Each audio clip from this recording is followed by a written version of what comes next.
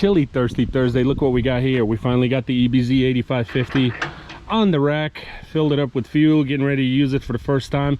Has never even been fired, has never been started, so we'll see how that goes when Busy Bee gets over here. You're gonna use it, aren't you?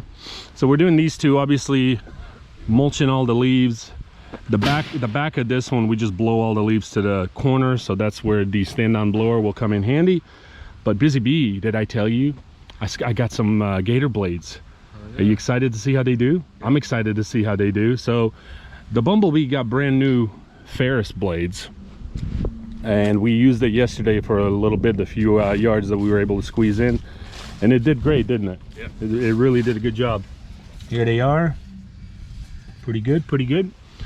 But the Ninjas mower got some gator blades, and I can't open this right now because of this, but we're gonna go ahead and use it and see how it does. So two things, Ninjas, that is first time ever for me and Busy Bee. One, the gator blades, and two, the Red Max. You want to go ahead and fire it up?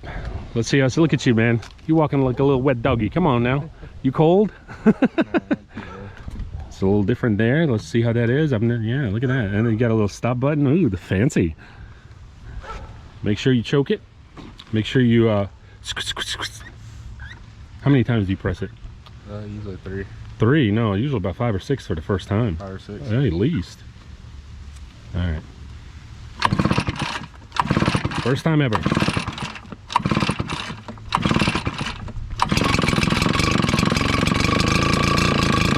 Leave it choked a little bit. Yeah.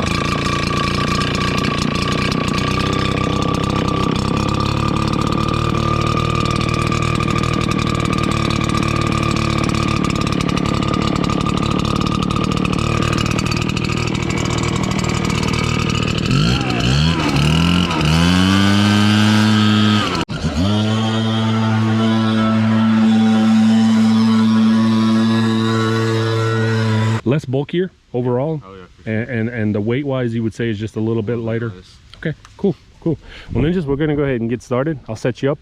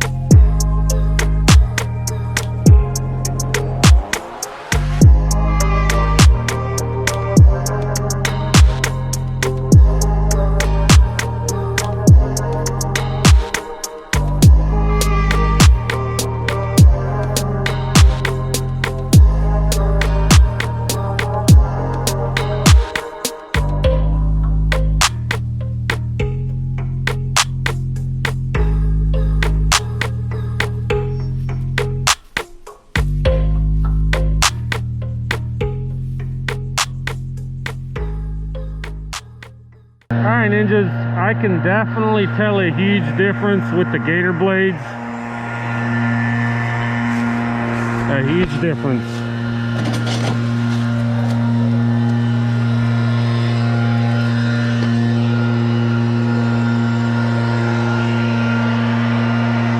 There they are.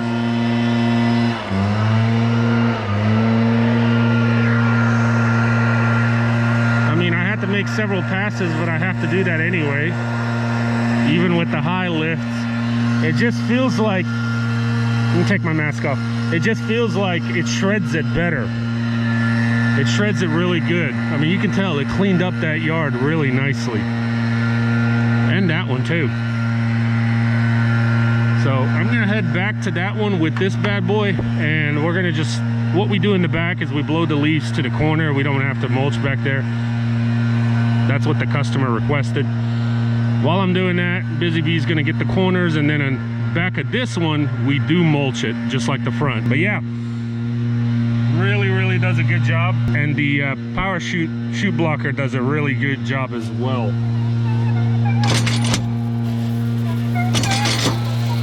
Really good job.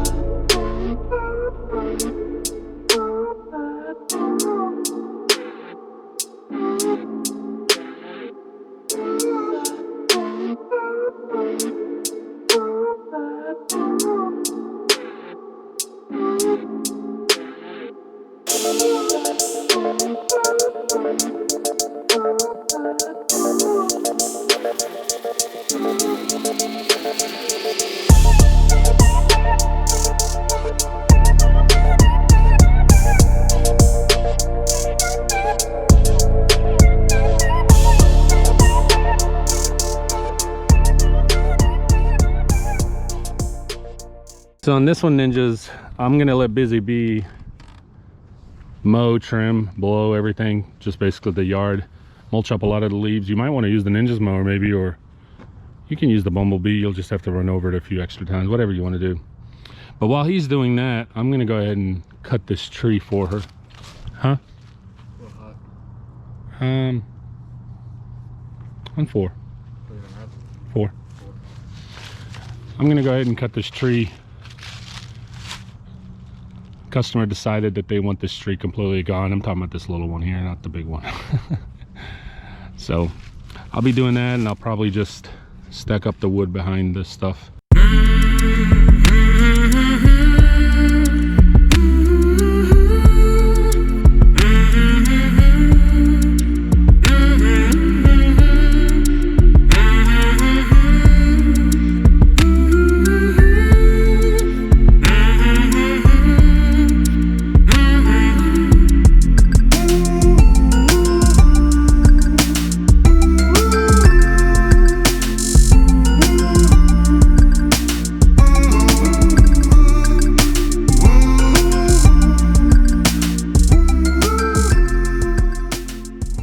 I had to stop what I was doing because I was like, I'm getting a funky smell, and it was wanting to shut off on me. And then I noticed there's no oil on the chain. So I guess last time I used it, I ran out, and for some reason I just assumed I had some in there. That was enough, because this is not a big tree, of course. But with opening these caps and taking a closer look, I'm almost out of fuel completely, and then definitely out of oil. So anytime you are using a chainsaw, really make sure you got oil, and of course you're going to need fuel, but that oil is what lubricates this chain, and it will prevent it from overheating, and it'll also cut a lot smoother, which will make your chain last a lot longer. So anyway, I'm using the True Fuel 50-to-1. It's already pre-mixed. I mean, you can use your regular mixed gas, but I bought a couple of these cans. I've got a couple in here in the toolbox, and I've got several more in the garage at home. But I like to use this because it's just handy when it comes to small chainsaws. And then the oil, I got a little bit left. I don't have much, but I've got this just bar and chain oil from Husqvarna. It's just what I ended up purchasing because that's all I saw at the local store that I was at.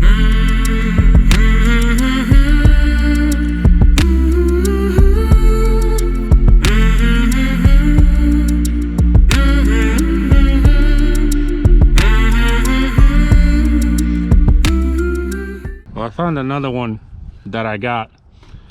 It's by Steel, because that Husqvarna one was pretty much empty.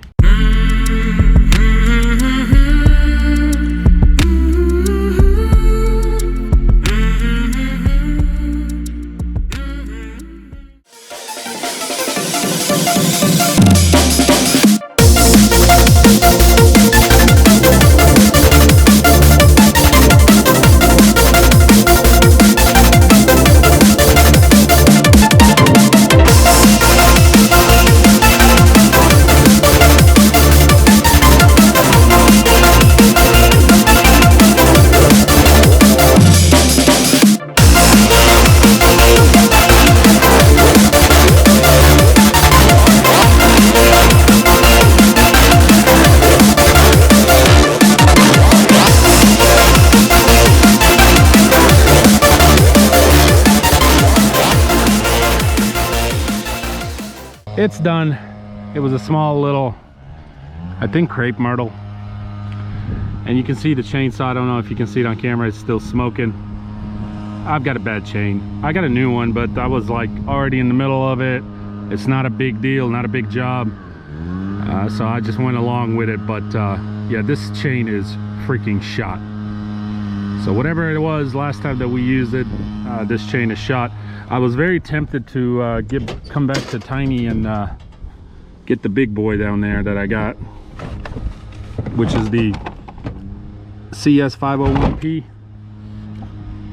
I think that one has a better chain on it, but like I said, I was already in the middle of it and I was like, I'm not stopping. This is the CS361. I love this chainsaw. I love it because the weight is just so light and it's very convenient, and it's actually very nice for, you know, jobs like this with small little trees. It just needs a new chain, and I got a box of chains. I actually bought a whole box of chains, but I'll have to replace it for sure by the next time I end up having to use it.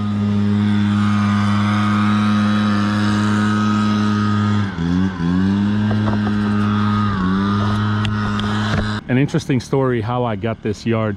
So we were mowing 2 weeks ago, which we just knocked it out earlier a few minutes ago. You'll have to blow this off by the truck right here, but just wait a second.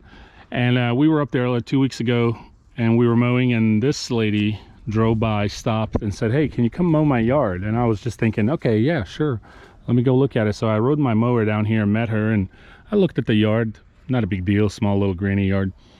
And I said, do you not have anybody mowing or anything? She said, no, I do, but I can't get him out here. He's apparently done for the year. So he said that, you know, you should be good, and, you know, we'll touch base again in spring. And she couldn't get a hold of him. So I guess where I'm going with this is, and this is our second time mowing it, I don't know if I'm going to keep this yard, you know, into next season or not. And I'm not sure if we're going to end up mowing it maybe one more time or not. But if I do, great. And if I don't, that's fine too. But the lesson here is, I don't know why some people just quit, Busy Bee. I don't know why some people just say, hey, you know, we're done for the year.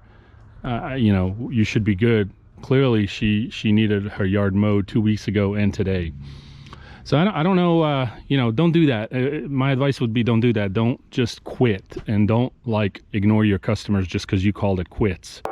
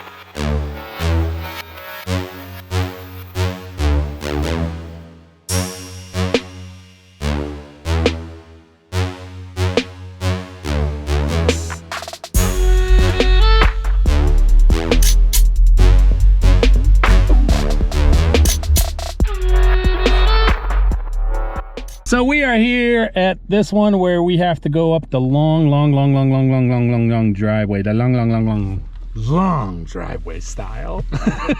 But anyway, ninjas, figured we'd go ahead and conclude this video with why Busy Bee himself, careful up here, and the employee of the month, the #1 employee of the month.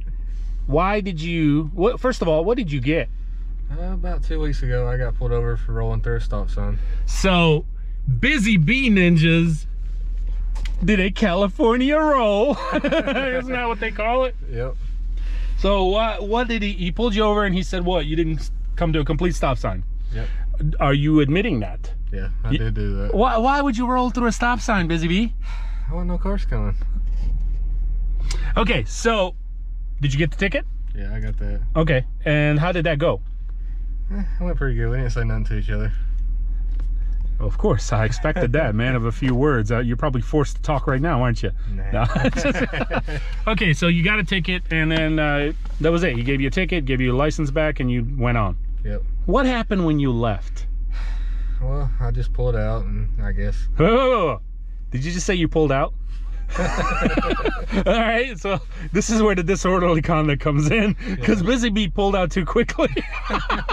No, anyway, so you pulled out, you left, and then did you get about a mile at least, or no? No, I didn't even get a mile. Okay, quarter mile? No. Not I even? didn't even get 100 feet. Oh, wow, okay. What happened then? Blue sky again? Yep, he pulled me over. Again, same cop? Yep. Okay, what happened? Didn't say nothing to me, stayed in his car for about 20 minutes. So, same cop came right behind him with the lights, pulled him over, and stayed in his car. Yep. And then what? Came up to the window and he looked at me and said, let's try this again. Let's try this again. Now, this is where my question to Busy Bee was. Did you ask him, what's up? No, didn't even cross my mind. Why? I figured we better keep my mouth shut. Okay, he pled the fifth. Okay, so you kept silence. So how long did he stay in his vehicle? Probably a good 10, 20 minutes. Really? So pulls him over again, stays in the vehicle for 10, 20 minutes, and then comes up to the window and does what? He's like, let's try this again, and hands me a ticket.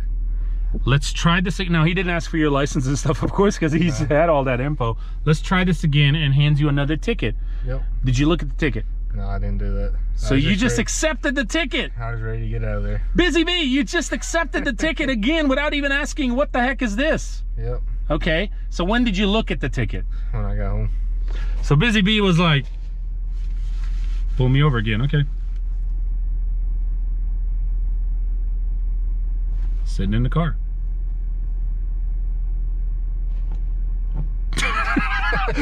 And then he comes over and goes, let's try this again, and gives me a ticket, and Busy Bee goes, thank you, officer, closes the window, and you leave. Yep. Unbelievable. I could never do something like that. All right, so you got home, looked at the ticket, and what did the ticket say? Wrote me up for disorderly conduct. Disorderly conduct? Yep, he said I sped off too quick. You sped off too quick. He really meant you pulled out way too quick. Yeah, all right, something like that. Now, let me ask you, just on record, did you speed off too quick? Did you burn some rubber? Did you make some noise? No. They really didn't know that in my exhaust on my truck. Okay, so for those of you who don't know, Busy Bee's exhaust, I have a video where we showed it over there. His exhaust is extremely loud. So was this on hill, uphill, downhill? It was uphill. It was a little bit uphill. Side of the interstate. So, you know, the truck is loud in itself, but did you rev it? Did you floor it? No, like you said, I did. But he stated that you did. Oh, yeah. But he gave you disorderly conduct for that. Yep. So what did you do the next day? I ended up calling the Georgia State Patrol office up there where he pulled me over. Okay. And they put me on the phone with the sergeant. Okay. And he goes, I'll pull the dash cam video on it, and I'll give you a call back the next day. So he talked to the sergeant. He said, I'll call you the next day. I guess they did pull the video, the dash cam video. Yep. And what did the sergeant discover? He ended up saying I couldn't give me disorderly conduct for that. Couldn't give him disorderly conduct because he never sped off. What do you think of this cop? Hothead? Was he a young buck? Oh, yeah. Was he really? Yeah. 20s? 30s? 20, 25. Okay, so in mid-20s to maybe late 20s? Yeah. Okay. Like and so what happened after that? This is when I got off the phone with the sergeant. He goes, I'll be giving you a call about 2:30, 3 o'clock. And then around lunchtime, the cop that pulled me over ended up giving me a call, wanting to meet me at the house. And I was like, no, I don't know how that one goes. So the cop called him and actually wanted to meet you at the house? Yeah. Yeah, I don't know if I would have wanted to do that either. No. So what happened? He just wanted to meet up with me and rip that ticket up and apologize to me. So what does that tell you, ninjas? That tells me the officer got in some kind of a trouble, would you say? Oh yeah, for sure. Some kind of verbal warning or something where he said, hey, you screwed up, what are you doing? So you met up with the officer. Yeah. And he took the ticket from you. Ripped it up. And you met up with him at the school that you go to? Yeah. At the parking lot? That's crazy, man. And did he apologize? Oh yeah. What did he say? He goes, something I can't remember.